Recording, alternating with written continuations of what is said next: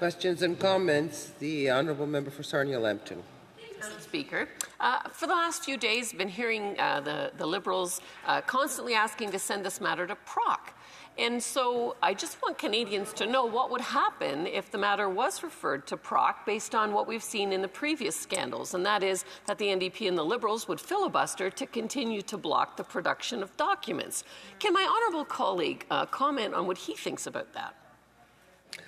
The Honourable Member for Calgary-Shepherd. I hope it never comes to having to do a filibuster anywhere at any committee. It's, as I jokingly say with colleagues, the filibuster is my favorite F word in this place.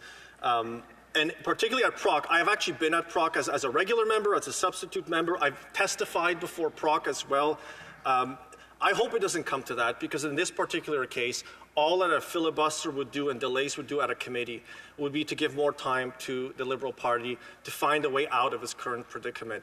All we're asking for is for the release of the documents, not to the Conservative Party, not to the official opposition, but to the law clerk. I think it's a very reasonable thing to ask, to release it to somebody who has no political affiliations, no past political preferences that's been expressed publicly.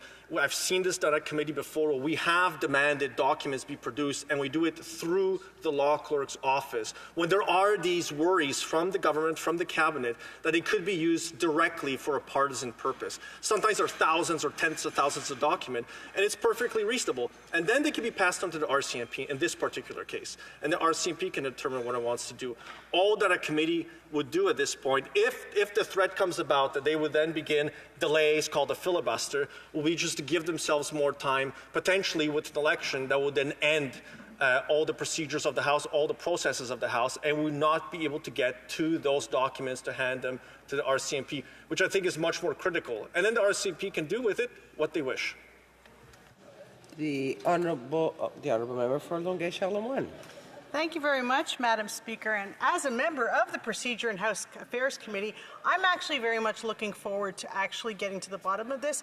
And we have legislation before this House that has been stalled. And I'd ask the Honourable Member if we could come to an agreement and have this sent to PROC. I'm actually looking forward to studying it.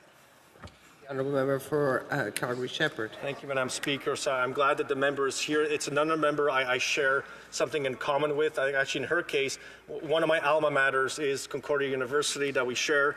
I just moved out west right after graduation, and I think there's some time apart on our graduation year. It took me a long time to finish my bachelor's degree, I'll jokingly say.